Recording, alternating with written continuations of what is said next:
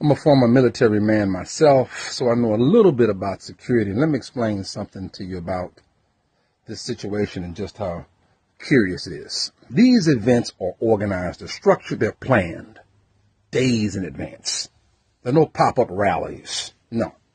They are highly coordinated events between law enforcement and Secret Service agents.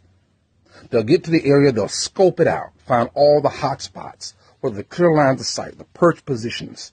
They'll never allow open windows or anything like that. And so what they'll do is they'll scope the area out. In fact, they'll look at all the hot spots. They'll look at all the perch positions, rooftops especially. They don't even like rooftops.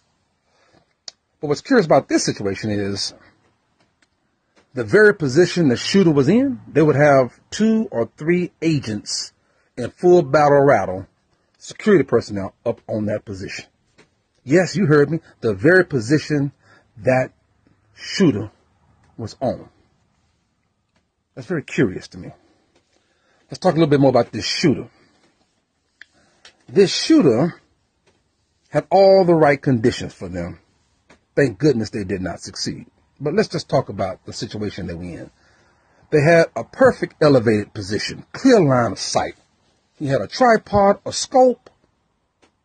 He even had good weather. Folks, that don't happen. That don't just happen.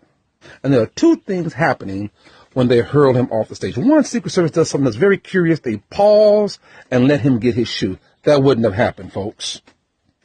No way, no how. They could care less about what articles of clothing you lose.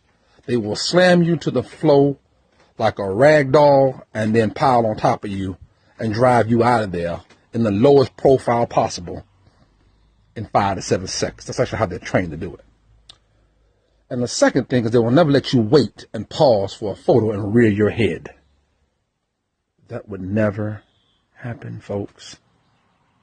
Never, never, never. So just think about that.